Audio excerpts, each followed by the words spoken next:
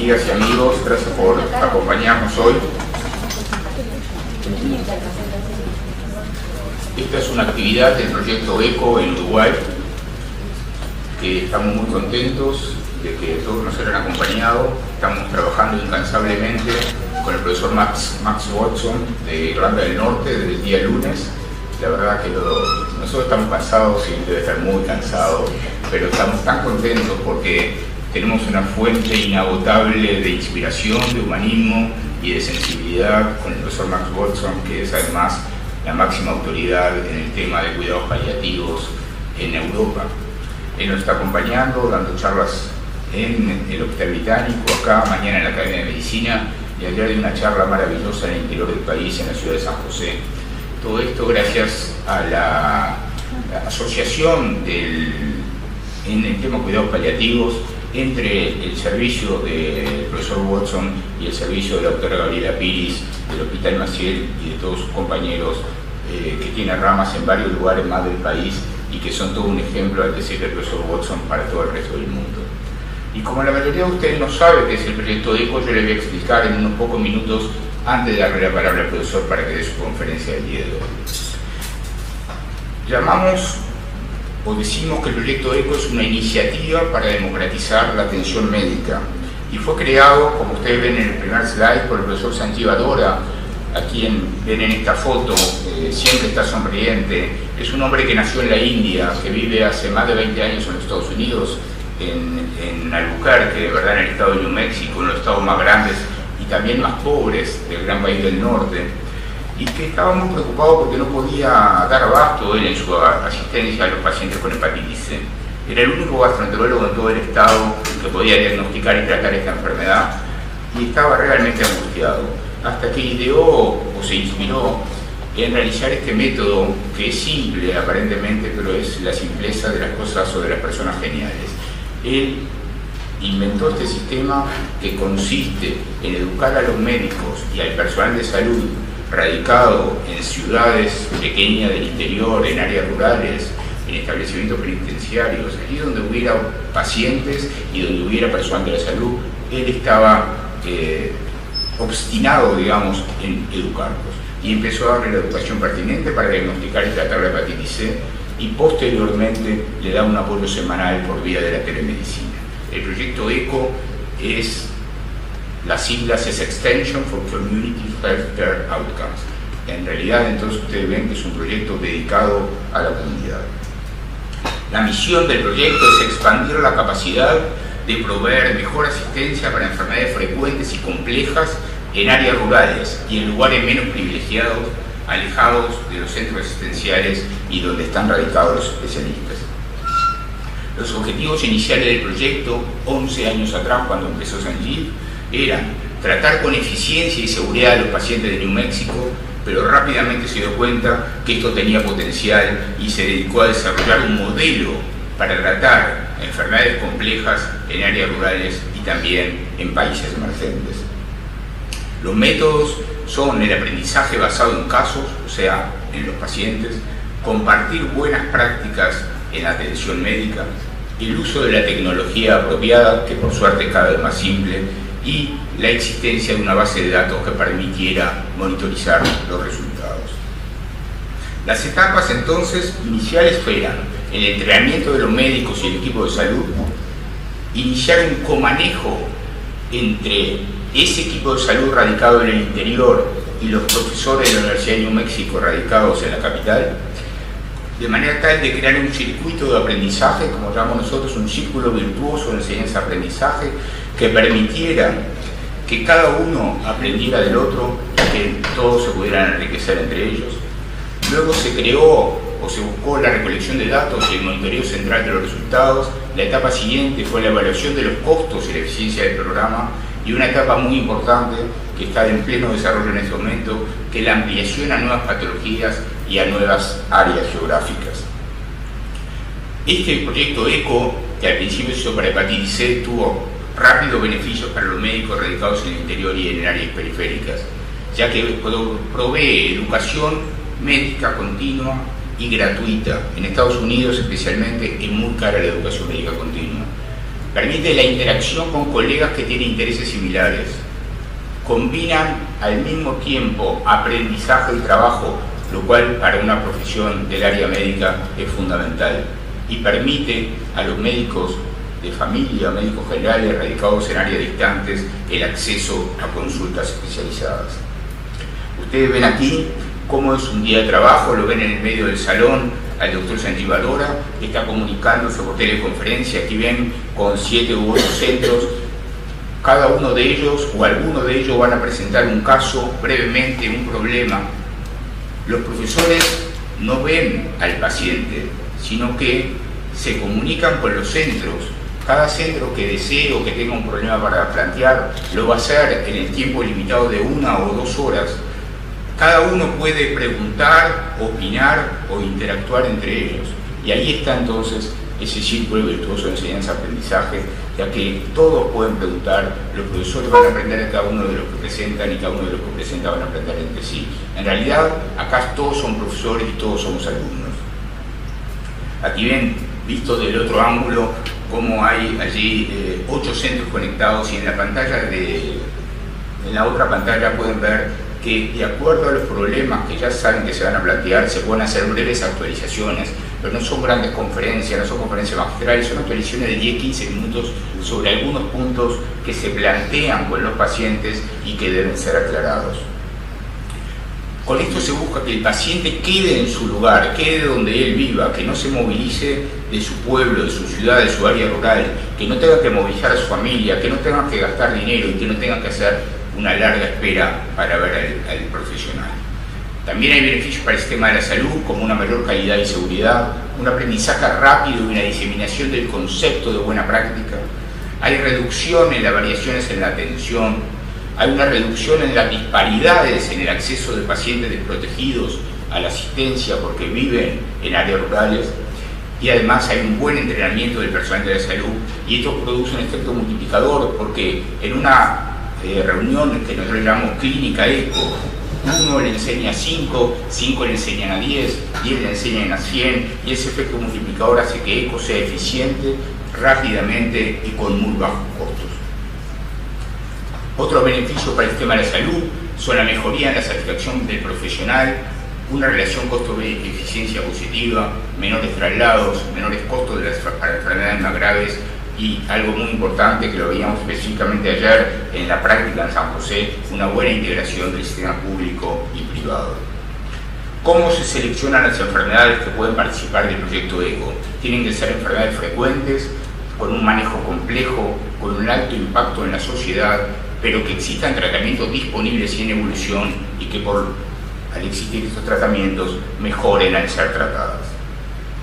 Acá ven algunos de los muchísimos ejemplos que hay. En este momento, el profesor Sanjeev Arora pasó en 11 años de tratar una enfermedad a tener una lista de más de 26 enfermedades, entre las cuales algunas están en este slide.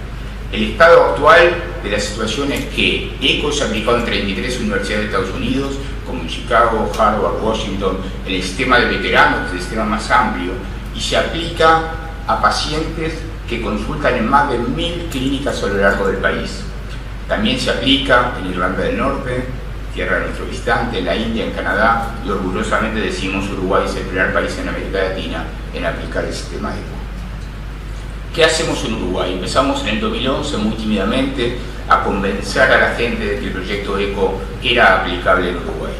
El primero, por supuesto, fue el decano de la Facultad de Medicina, que entendió, el profesor Tomasina, rápidamente, y fue un eficaz y entusiasta apoyo para nosotros.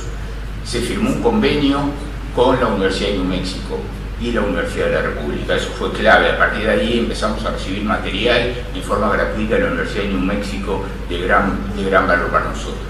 En 4 años de trabajo se conformó un equipo interinstitucional e interdisciplinario integrado y apoyado por el órgano rector, como debe ser el Ministerio de Salud Pública, los órganos efectores como ACE y FEMI en lo público y en lo privado, apoyado por el Fondo Nacional de Recursos, clave para aplicar algunos tratamientos en nuestro país, el Sindicato Médico, la Academia Nacional de Medicina, últimamente se ha sumado el programa Salud UI y el Colegio Médico, y también, por supuesto, la Organización Mundial de Gastroenterología. Pero siempre desde un proyecto Facultad de Medicina, Universidad de la República, que es el orgullo, uno de los orgullos que tenemos, porque allí es donde deben hacer las iniciativas a nivel universitario público. El proyecto ha sido apoyado por la Embajada de Estados Unidos. La embajadora Reynoso tuvo la generosidad, primero, de traer a nosotros y segundo, de traer hace exactamente un año al profesor Arora a Montevideo, y ahora por el señor embajador del Reino Unido, que también generosamente apoyó la venida del profesor Watson. Mantenemos reuniones periódicas con todas las partes involucradas. Próximamente se instalará un consejo representativo, y desde el año pasado empezamos a trabajar en 2 patologías, que son hepatitis C y HIV, y a partir del 2015 sumamos 5 más: cuidados paliativos a cargo de la doctora Piris, anemias y problemas hematológicos frecuentes a cargo de la cátedra de hematología, la doctora Díaz, la doctora Guillermo y todo su equipo, prevención de cáncer cervical de la cátedra del profesor Brioso, en conjunto con el MD Anderson de Estados Unidos, el principal hospital de cáncer quizá del mundo. También tenemos un proyecto de insuficiencia cardíaca a cargo del profesor Pablo Rocha, y finalmente tenemos uno muy importante sobre autismo, que ya está trabajando con la Universidad de New México, donde sus integrantes viajaron el mes pasado a Albuquerque a formarse de la cátedra del profesor Giacchetto. ¿Qué hacemos en Uruguay entonces? Recibimos la visita del doctor Arora, quien fue recibido entonces por todas las autoridades universitarias y de salud, por el presidente Mujica. Fue un momento clave, ¿verdad? Porque el presidente Mujica creyó en el proyecto y dio el visto bueno para que eso arrancara. Hemos enviado ya a 7 personas de nuestro equipo a formarse en Albuquerque, y empezamos una comunidad integrada de médicos y otros profesionales que en el momento actual están representados en casi todos los departamentos del país, y ya teníamos desde agosto del año pasado más de 60 médicos y personal de la salud trabajando desde, como ven acá, prácticamente todos los departamentos. Aquí ven la visita del doctor Arora con la embajadora, el señor decano de la Facultad de Medicina, la por entonces ministra de Salud Pública, y el doctor Arora con su jefa de rehabilitación, la señora Hardy. Aquí recibió de parte de la Facultad de Medicina el doctor Arora, bien merecidamente por cierto, el título de profesor emérito, y de parte de la Academia Nacional de Medicina fue nombrado académico extranjero. Aquí ven un día de una jornada de trabajo de todo el equipo en la cátedra de gastroenterología del piso 4 de hospitales clínicas, que es donde tenemos nuestra base operativa. Ven que tenemos una pantalla casi tan grande como las que tenemos acá, donación de un amable paciente. Y allí ven el equipo de trabajo un día que estábamos reunidos trabajando en hepatitis C. Otro día acá ya ven que tenemos 4, 8, 12, 13 centros conectados al mismo tiempo, conversando y discutiendo pacientes con nosotros. Otra visión, un día que trabajamos en HIV, ¿verdad? Y aquí ven en la foto de arriba el equipo de nosotros de prevención de cáncer cervical del profesor Brioso, trabajando con el MD Anderson, la señora de campera gris o gris azulada. Siempre cuento esta anécdota que me resulta muy graciosa. Además de médica, es astronauta. Yo nunca había visto un astronauta hasta que vi una médica astronauta, que me encantó la anécdota. Y abajo el equipo de autismo también trabajando con mucho esfuerzo. Entonces, para terminar la exposición, en ultra resumen, ¿qué es el proyecto ECO? Es un sistema que quiere demonopolizar el conocimiento y democratizar el acceso a la atención médica. Profesor Watson, le agradecería mucho que nos ilustrara con su conferencia. Le vuelvo a agradecer enormemente el esfuerzo que ha hecho de ausentarse una semana entera de su país, de ir a trabajar como lo está haciendo, de igual a igual, hasta tomando mate y comiendo dulce de leche con el equipo de la doctora Piris, y bueno, y las maravillosas conferencias y lecciones de vida que nos está dando. Gracias, profesor.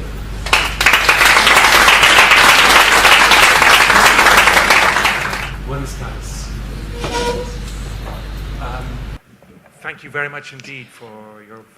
Buenas tardes, muchísimas gracias por su generosa bienvenida al Uruguay. ¿Me oyen bien? Sí, ahora está mejor. Ha sido una oportunidad fantástica que he tenido de ver Uruguay y que me besara muchísima gente y poder disfrutar los beneficios de ver un equipo que trabaja con cuidados paliativos, equipos en Montevideo, pero además en San José. Hacen un excelente trabajo. Me solicitaron que esta noche hablara del manejo del dolor difícil. Entonces, como decía, no estaba seguro de si lo mejor sería dirigirme al público como médicos o a gente que padece dolor. Por lo tanto, traté de hacer una cosa intermedia y espero que eso salga bien. Para comenzar, quisiera darle las gracias. Muchas gracias al doctor Cohen por arreglar esta invitación y por su entusiasmo por ECHO, que va a hacer una enorme diferencia no solamente en Uruguay, sino por toda Sudamérica y yo espero también en Europa y a nivel mundial. Entonces, tengo que decirle gracias a todo el equipo de ECHO y a Elisa Martínez por todo el trabajo que hizo, trabajó mucho para traerme. También quiero agradecerle a la Embajada Británica, tenemos al cónsul, a la cónsul con nosotros hoy. Han sido fantásticos arreglando todo, disponiendo de todo con una enorme generosidad hacia nosotros. Y muchas gracias a ustedes por estar dedicándole una noche al aprendizaje conjunto. Espero que esto nos resulte útil a todos. Lo que quiero hacer en los próximos 40 minutos que tenemos por delante es hablar un poco sobre el dolor difícil y cómo lo manejamos, pensando en particular desde el punto de vista de los cuidados paliativos. Por lo tanto, quiero ir viendo algunas definiciones de qué es el dolor. Vamos a pensar entonces en algunos de los conceptos clave que son realmente importantes cuando nosotros pensamos en el dolor y tratar de comprender cómo podemos tratarlo de mejor manera. Hay algunos conceptos clave en los que hay que pensar. Y luego quisiera decir algunas pocas cosas que a mí me han resultado muy útiles cuando yo atiendo pacientes que tienen que lidiar con un dolor difícil. Eso es lo que vamos a hacer entonces. En términos entonces de qué es el dolor, quisiera comenzar diciendo lo bueno que es el dolor y lo importante que es el dolor, que puede resultar extraño, pero este caballero se llama Raj Kumar, es de Nepal. Él vivía en una cabañita justo afuera del hospital donde yo trabajaba en Tanzania, a unas 3.000 millas de Katmandú, y tiene lepra. Y por su lepra lo echaron de su pueblo y él vivía pegado al hospital.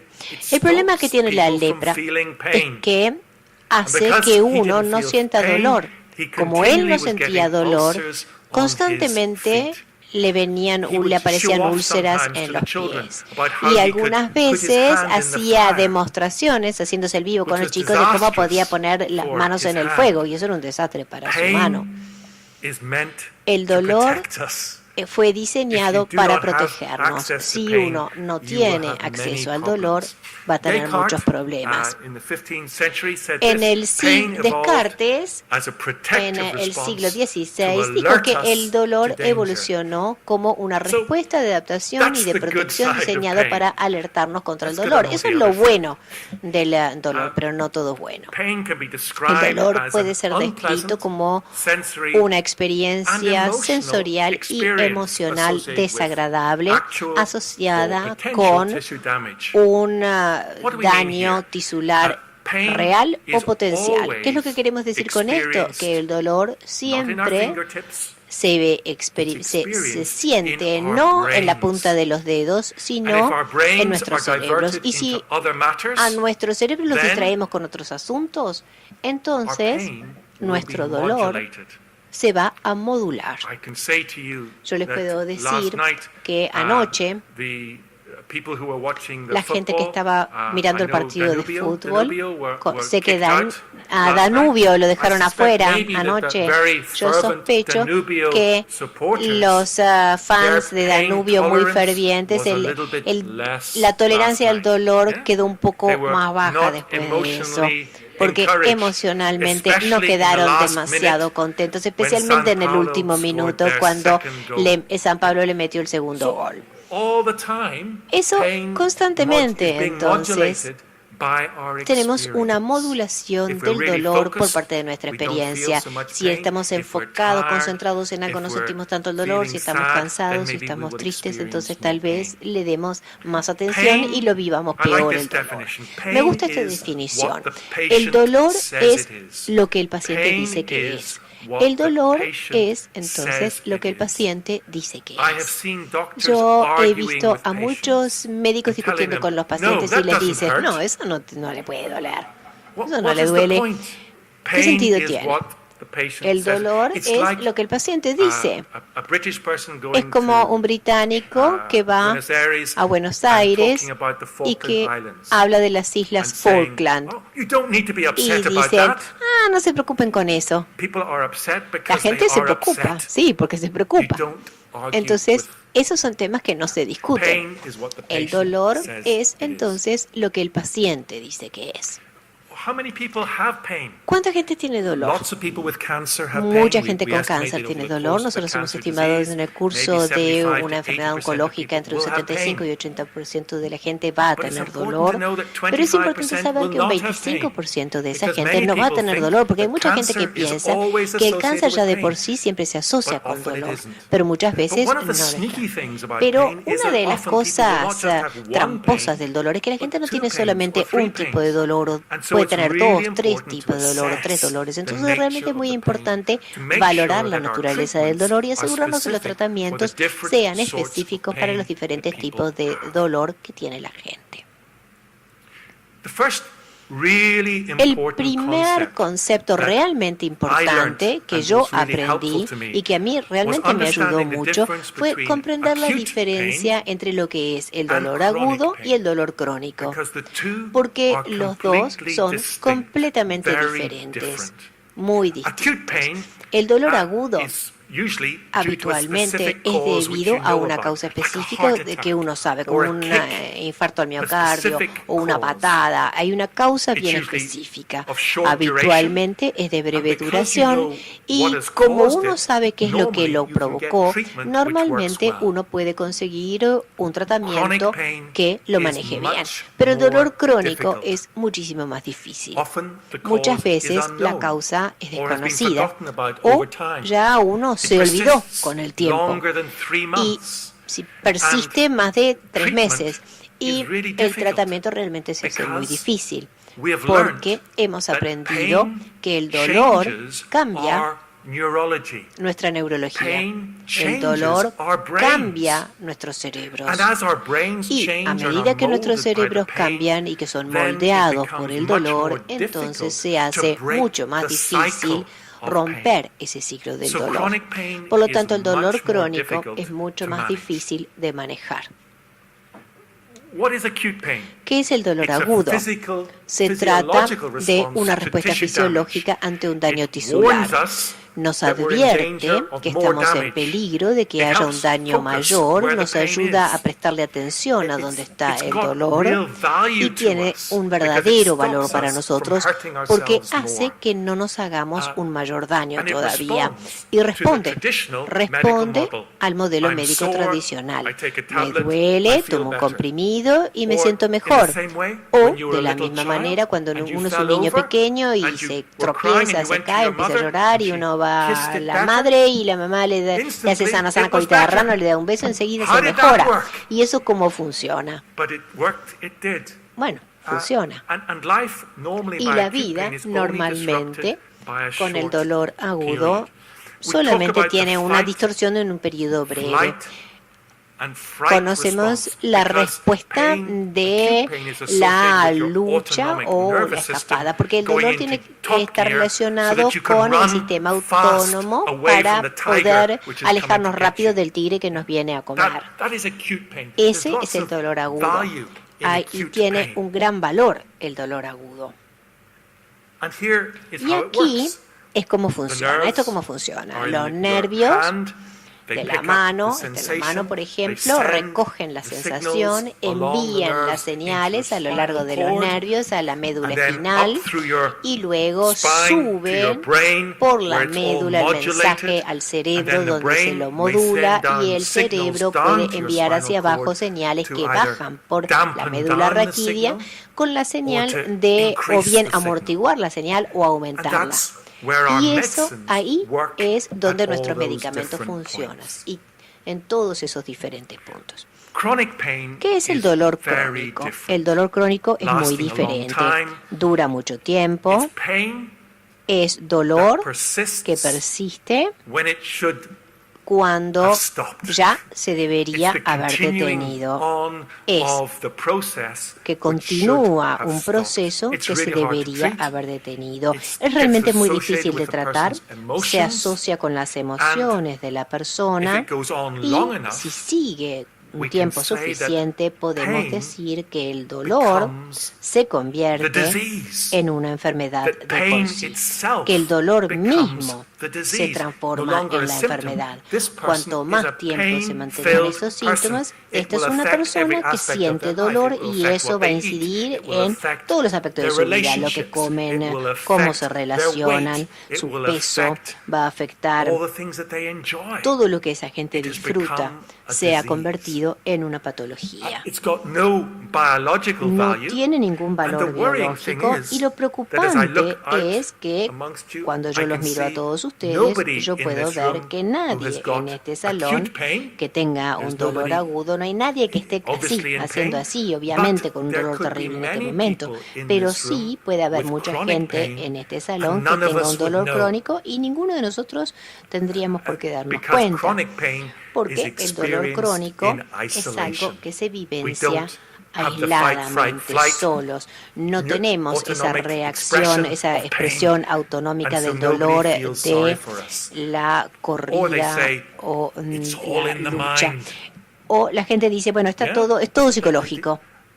Está todo en la mente y eso no le ayuda tampoco a la gente.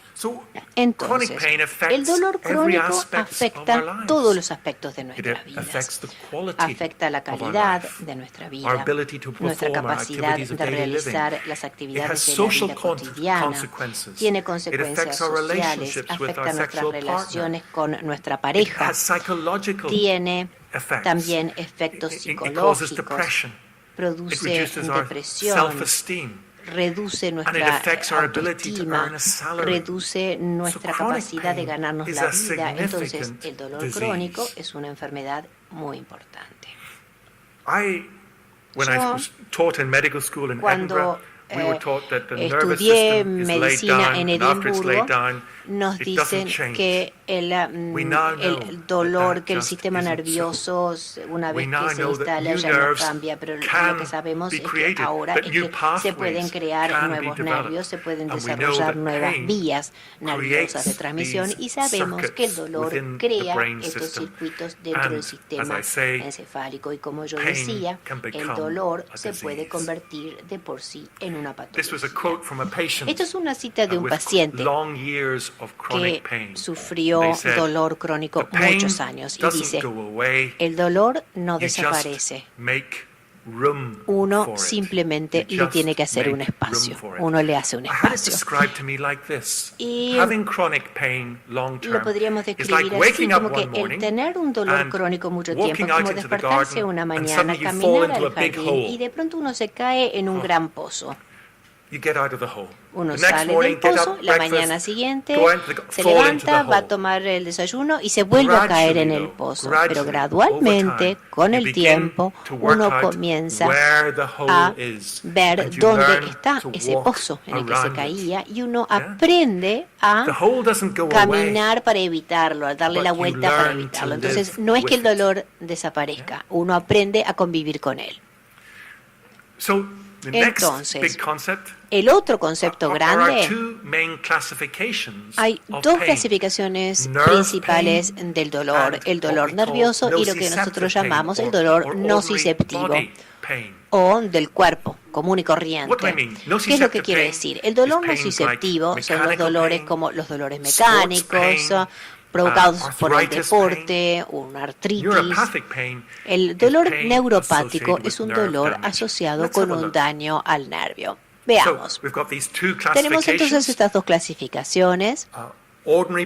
El dolor ordinario, común y corriente, que afecta a los huesos, las articulaciones, los músculos o los órganos como el corazón o el hígado, el páncreas, etcétera. Y luego el dolor neuropático, que repito que es muy diferente. ¿De qué estoy hablando?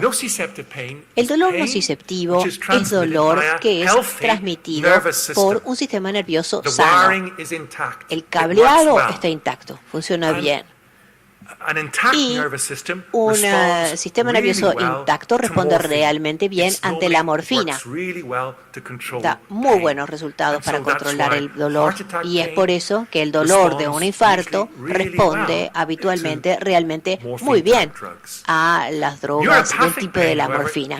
Sin embargo, el dolor neuropático es realmente difícil porque es dolor que se asocia con un sistema nervioso que está dañado. ¿Y cómo se diagnostica? ¿Cómo se sabe que uno lo tiene? Es dolor asociado con un adormecimiento, con una sensación de parestesia, con algún otro tipo de sensación alterada.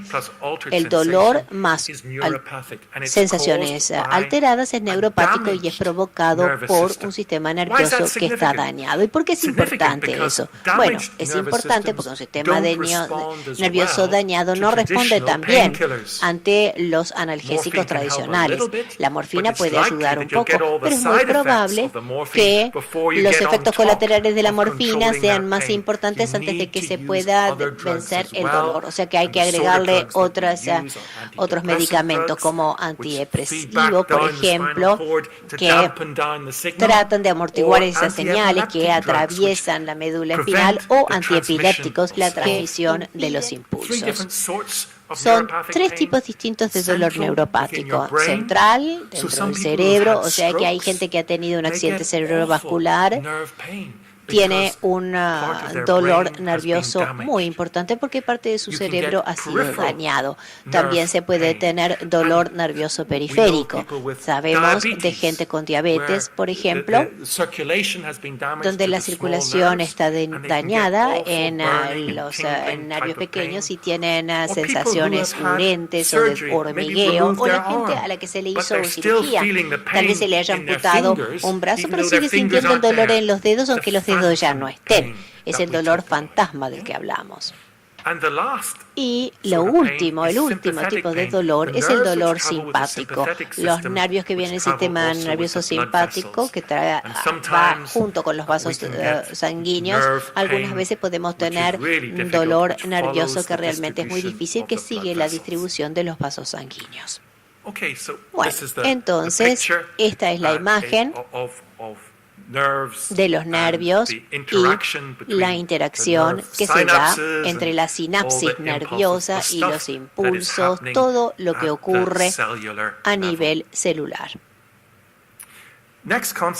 El próximo concepto, que realmente es muy útil, la mayoría de ustedes ya lo conocen, sobre todo los médicos, es la escalera del dolor de la Organización Mundial de la Salud. Es una idea muy sencilla, creada por un sueco, y al ir siguiendo esta escalera de la OMS del dolor utilizando medicamentos muy baratos, es posible controlar tanto como el 80% de los casos de dolor.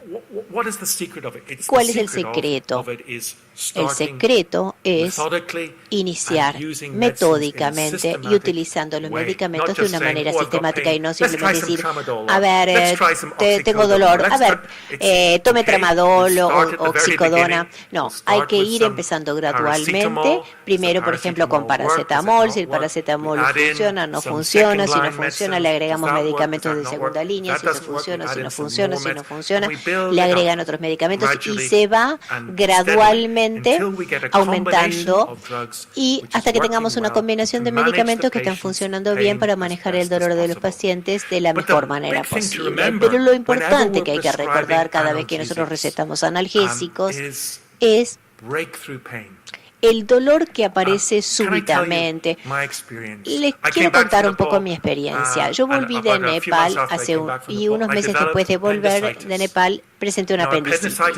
La apendicitis para una mujer es una cosa, pero la apendicitis para el hombre es muy, muy grave. Porque, como ustedes todos sabrán, el dolor del hombre es mucho peor que el de que siente la mujer.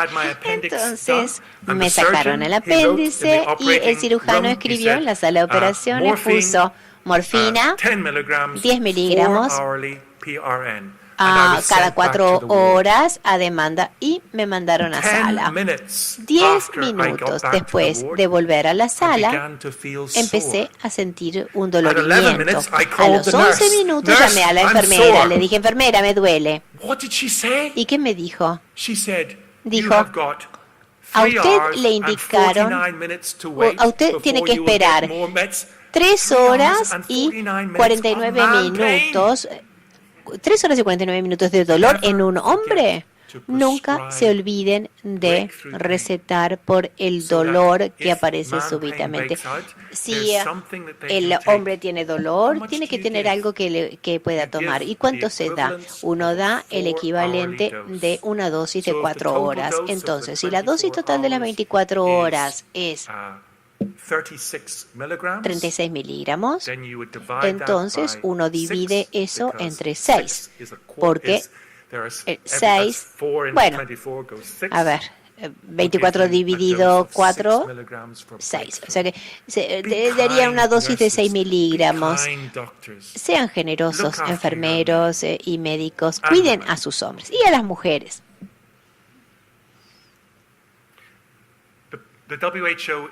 La Organización Mundial de la Salud también tiene una escalera basada en instrucciones muy sencillas y dice que lo que es más fácil si los medicamentos son por vía oral, porque esa es la vía más fácil y los pacientes lo pueden tomar muy bien. Yo creo que en Francia a la gente le gusta ponerse supositorios, pero aquí en Uruguay no lo hacemos. Y según la hora, guiado por el reloj. No le den a los pacientes analgésicos simplemente para que lo tome cuando le duela. No, ¿por qué no? Porque lo que ocurre es que el dolor se va acumulando, toman el analgésico y desaparece. Y entonces allí se preguntan, ¿cuándo me va a volver ese dolor? Es como una tortura, porque la gente se queda como a la espera que el dolor vuelva. Entonces nosotros lo que hacemos es ver cuál sería la dosis de medicamento que recibiría ese paciente y dividirlo en 24 horas para impedir que aparezca entre medio de las dosis el dolor en escalera, subiendo y bajando de esa escalera. Y lo último y muy importante es que nosotros recetamos no para la gente, hacemos recetas o recetamos para cada individuo lo que la gente necesita, lo que la gente quiere. En Nepal había pacientes que preferían que se les extrajeran piezas dentales sin anestesia local. Eso era lo que ellos elegían. No les gustaba la sensación del anestésico local. Para mí estaban locos, pero era lo que ellos elegían. Entonces tenemos que trabajar con los individuos según lo que ellos sientan. Esta es Cicely Saunders. Y esa es mi panza allí. ¿Ven esa camisa allí? Esa soy yo. Es una linda panza. Estos fueron los últimos 5 años de su vida donde trabajó en el hospicio de St. Christopher y es como un héroe nacional en relación con los cuidados paliativos. Y a ella se le ocurrió un concepto realmente muy importante.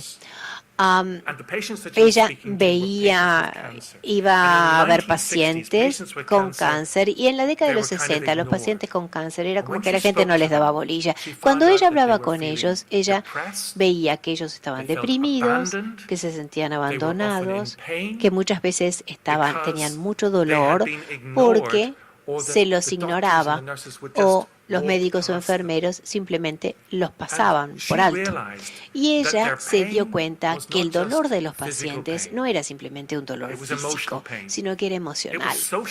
Era un dolor social, estaban aislados, y era espiritual. Se sentían abandonados por Dios, se sentían que no eran quienes estaban destinados a ser. Y ella se dio cuenta que el dolor es una combinación de todas estas cosas. Está el daño tisular, sí. Hay una sensación de dolor. Están aquellos pensamientos que se asocian con ese dolor. Están las emociones que vienen con eso. Y luego tenemos el sufrimiento relacionado con eso. El dolor es como una cebolla. Y hay diferentes cosas que afectan ese dolor. Hace muchos años, Platón escribió, yo creo que esto realmente fue muy útil, él dijo, el mayor error en el tratamiento de las enfermedades es que hay médicos para el cuerpo y médicos para el alma o la mente, aun cuando estos dos no se pueden separar. No podemos dividir a la gente en sus diferentes componentes y decir, bueno, vamos a lidiar simplemente con el dolor físico, porque así no funciona, porque el dolor físico siempre va a tener un efecto psicológico y a la inversa. Entonces, el dolor también tiene estos componentes. Y yo eso lo he visto con los pacientes, lo he visto mucho con los pacientes en Nepal, los pacientes que venían y el dolor principal que tenían era la pobreza. No tenían plata para sus hijos, no tenían plata para medicamentos para sus hijos. Y eso los hacía doler. ¿Y dónde estaba su dolor? ¿Necesitaban morfina? No. Necesitaban un poquito de dinero para poder encargarse de cuidar a sus propios hijos. ¿Entiende lo que quiero decir? Voy a hablar un poco de algunos dolores muy complejos. ¿Por qué estoy hablando de esto? Porque en este momento sabemos de lo que surge de los PET scans y de las resonancias magnéticas funcionales, que de lo que yo estoy hablando es real. Que cuando uno tiene la vivencia de un dolor emocional, cuando uno tiene la vivencia de un dolor social, las partes del cerebro de uno que se encienden son las mismas partes del cerebro que se encienden cuando uno se quema una mano en un incendio o cuando tiene el intestino lleno de cáncer. Es la misma parte del encéfalo que nos está haciendo sufrir. ¿No es interesante? Es la misma parte. Entonces, tenemos que lidiar con algo que el organismo interpreta como dolor, pero que la mente también lo interpreta como dolor. Les voy a hablar de el dolor complejo. Tal vez ustedes hayan oído de este acontecimiento. Fue en la Copa Mundial, fue en el último partido del grupo y Giorgio Chiellini lo acababan de morder en el brazo. No fue una mordida muy profunda, pero para él fue horrible. Porque había mucho beneficio psicológico de que él hiciera pamento colgando, dejando el brazo colgando, ¿sí? Había muchas cosas que hacían que ese dolor realmente le servía que se viera como muy malo. ¿Y conocen este jugador de fútbol? No sé si lo conocen. Se llama Luis Suárez. Y él lo había mordido a este señor. Y él, ahora a él le dolía. Decía, mis dientes. Porque se dio cuenta que había hecho algo horrible. Y su dolor era enorme. Y luego estaba la gente aquí en Uruguay mirando la televisión. ¡Ay, no! El dolor. Todo el mundo le dolía. ¿Qué hizo, Luisito? Y el dolor realmente era difícil. ¿Sí? Esto es lo que se llama un dolor complejo. ¿El dolor era real? Totalmente. El dolor era debido a la cantidad de daño del tejido en el brazo del italiano. Sospecho que no. ¿Y qué es lo que hacía ese dolor tan malo? El impacto emocional, social, cultural, nacional, todas esas implicancias. Y les puedo decir que esa noche en Montevideo, la gente que tenía dolor crónico empeoró mucho su dolor. Le dolía más. ¿Y por qué digo esto? Lo digo porque no tratamos una cosa estática cuando tratamos el dolor. El dolor está cambiando constantemente. El día que Uruguay le ganó a Inglaterra en la Copa Mundial, a nadie le dolía nada en Montevideo. Sí, porque la gente se sentía bien. Bueno.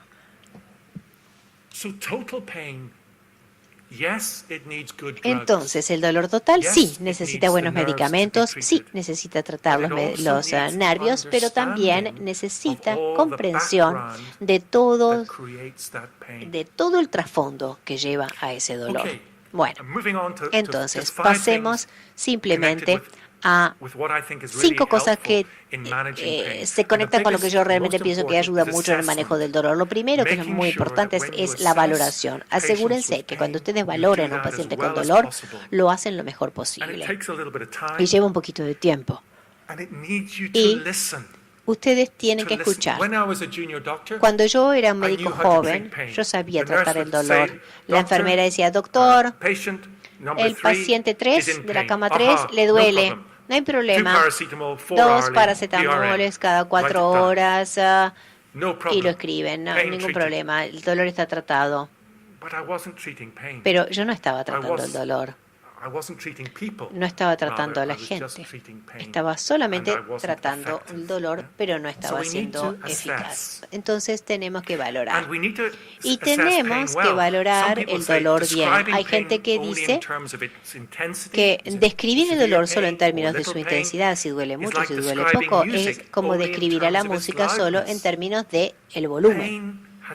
El dolor tiene muchos aspectos diferentes y tenemos que ser particularmente cuidadosos cuando nosotros estamos valorando a la gente con dolor, que es gente mayor. Porque la gente mayor muchas veces dice, bueno, estoy más viejo, es lógico, es lo esperable que tenga dolor y entonces no se quejan tanto. Pero tal vez realmente les podríamos ayudar en su dolor, pero no nos dicen. La gente que tiene deterioro cognitivo, la gente con demencia, la gente que no habla español como primera lengua, puede ser realmente muy difícil de comprenderlos. Y aquellos de sus pacientes que abusen de los opiáceos, los adictos a la heroína, esa gente puede ser realmente muy difícil de tratar.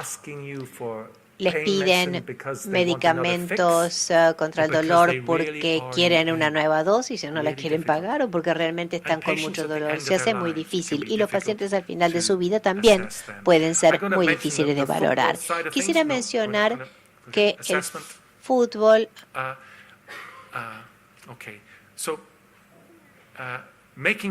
el asegurarse que nosotros valoramos correctamente es realmente importante.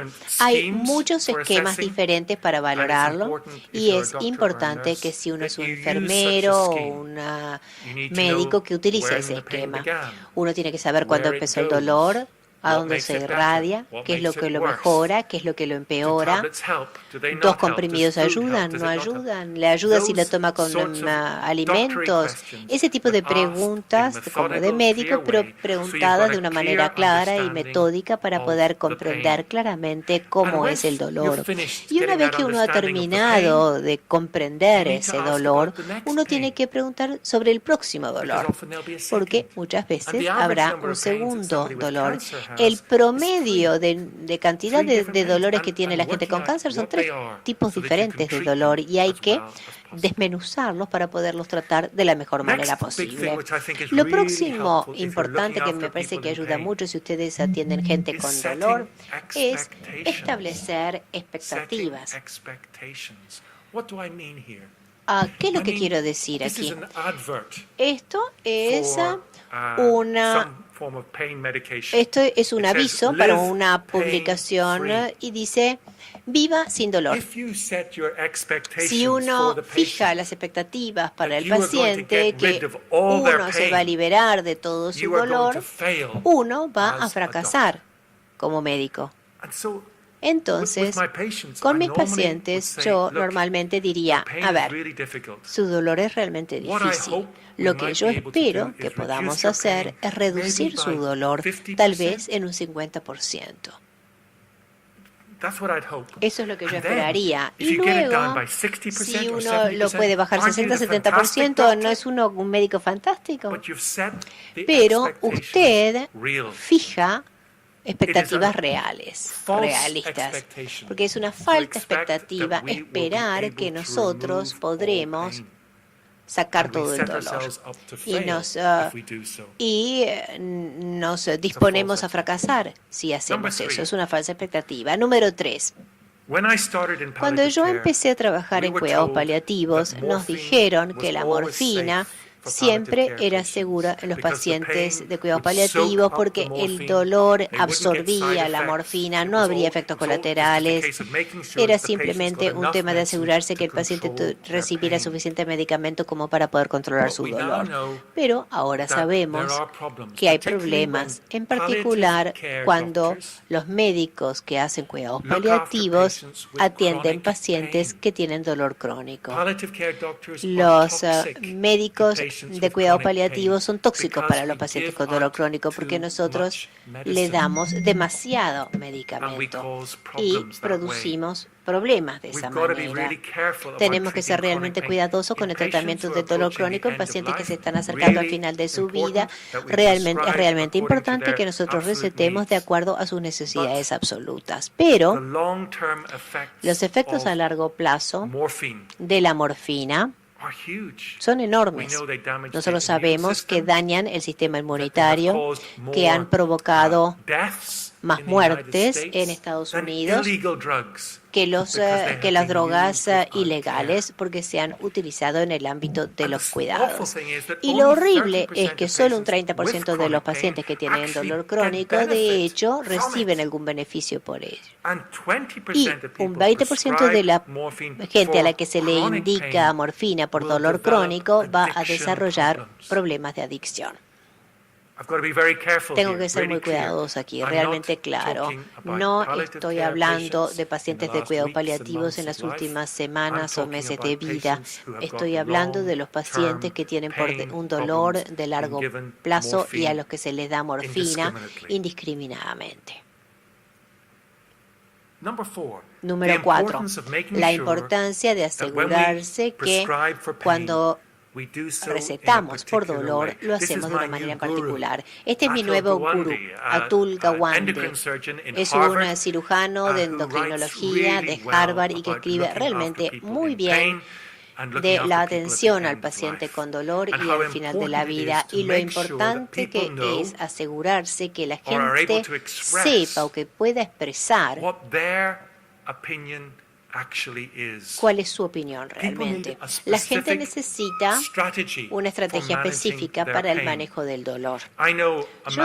Conozco un hombre que tiene un dolor horrible de largo plazo porque se dañó una vértebra en un accidente de tránsito, pero él prefiere seguir manteniendo el dolor más que sufrir los efectos colaterales de los medicamentos. Yo sé de otra gente que al revés, prefiere los efectos colaterales de las drogas y no el dolor. O sea que esos son temas que tenemos que averiguar. Es el individuo el que nos tiene que decir qué es lo que están preparados a aguantar y qué es lo que no quieren aguantar. Y trabajar con ellos diseñando un plan para ellos para manejar su dolor de la mejor manera que puedan. Cuidados individualizados. El tratamiento del dolor, el continuo del tratamiento del dolor comienza desde lo menos invasivo a lo más invasivo. Vamos a comenzar con los abordajes psicológicos que alientan a la gente a que hable del dolor, que exprese sus problemas y que se distraiga. Nosotros hemos hecho algo con nuestros pacientes en los hospicios, utilizando música. Nosotros encontramos que si nosotros le ponemos auriculares a un paciente cuando estamos haciéndoles las curaciones, no necesitan tanta analgesia. Quisiéramos hacer un experimento con realidad virtual, o sea, que les pongamos lentes a los pacientes y que puedan ir y trabajar y caminar en la Rambla y que tengan esa experiencia como que fueran caminando por la Rambla al lado del mar, porque nosotros pensamos que eso reduciría su necesidad de analgésicos. Luego, los medicamentos tópicos que producen menos interacción que los geles, los ungüentos, las cremas que se frotan, y empezamos también con los medicamentos menos sedantes, no opiáceos, luego los opiáceos, y luego, finalmente, cuando nosotros vamos a nuestros colegas, los anestesistas o a los cirujanos, se pueden hacer procedimientos para seccionar nervios. Entonces, tenemos muchas cosas que podemos hacer para el dolor difícil, pero lo más importante es desarrollar una relación con el paciente para que podamos ver bien qué es lo que a ellos les resulta importante. Y estos son los diferentes drogas que hay y a qué nivel funcionan en las vías nerviosas. Harvey Cushing fue uno de los fundadores de la medicina moderna. Esta es una frase muy importante que dijo: un médico está obligado a considerar más que un órgano enfermo, inclusive más que todo el hombre. Debe ver al hombre en su mundo. Y si nosotros vamos a manejar las enfermedades, lo tenemos que hacer. El dolor que es aceptable para una persona, tal vez no lo sea para otra.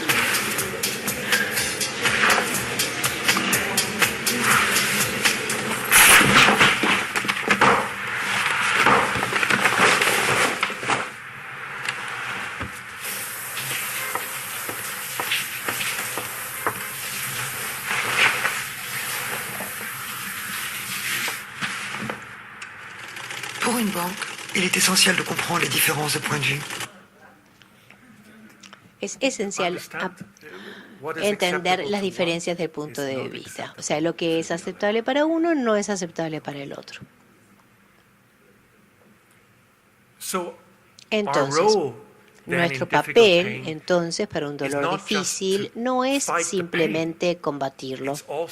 También es hacer que la persona se haga más fuerte para que pueda soportar ese dolor. Y eso lo hacemos en equipos. Usamos diferentes personas, diferentes destrezas para ayudar a construir gente más fuerte para poder soportar ese dolor. Tenemos un plan en nuestros hospicios para enseñarle a los niños para que ellos puedan desarrollar su capacidad de manejar cosas difíciles y aguantarse cosas difíciles, porque vemos muchas familias jóvenes que vienen a los hospicios y están desesperados porque no han aprendido a manejar ningún problema en la vida y no tienen ninguna resiliencia. Entonces, gran parte de Occidente se ha infectado por la idea de los americanos de que todo el mundo es ganador. Pero no es todo el mundo un ganador. Tenemos que aprender a lidiar con la vida y con sus partes difíciles, con sus partes desagradables. Entonces sí, necesitamos la ayuda de los bloqueantes nerviosos y de la atención de enfermería, de la fisioterapia, de la terapia ocupacional, todas las maneras que podamos ayudar al paciente para para aumentar su resiliencia y darle fuerza como para que pueda manejar con su dolor. Es realmente importante tener un trabajo de equipo, y es aquí que ECHO realmente ha sido útil. Es aquí donde nosotros conectamos con las enfermeras que están atendiendo pacientes con un dolor difícil, y como se pueden conectar con el equipo de ECHO central, se les puede dar asesoramiento de los farmacéuticos, de los médicos, de los psicólogos, oír todas las campanas para poder ayudar a los enfermeros o a los profesionales de salud a manejar los pacientes.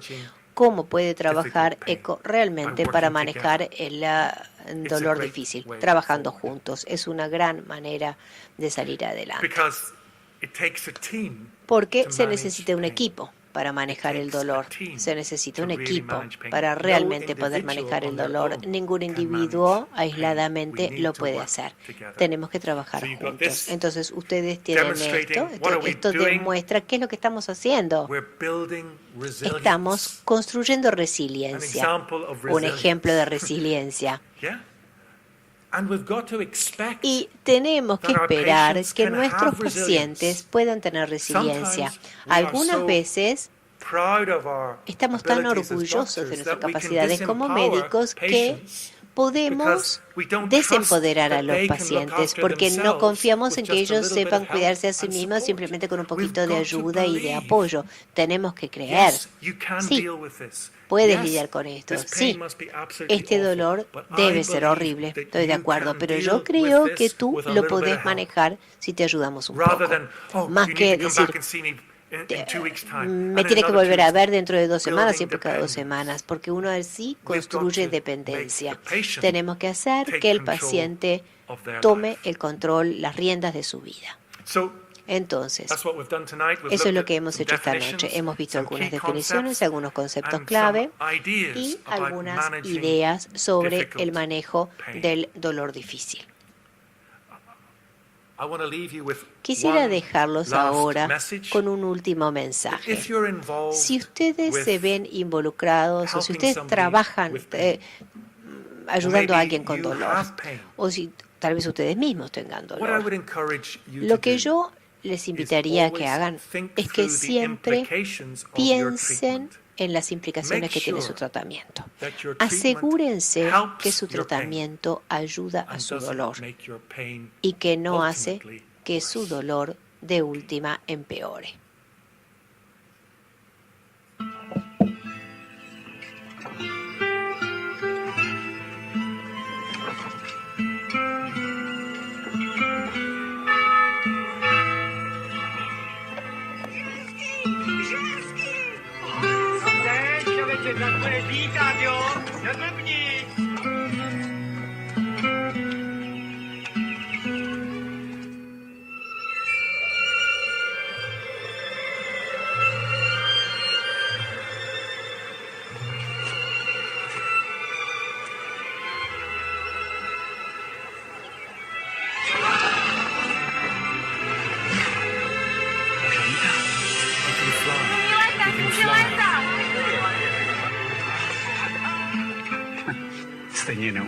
But he can't swim.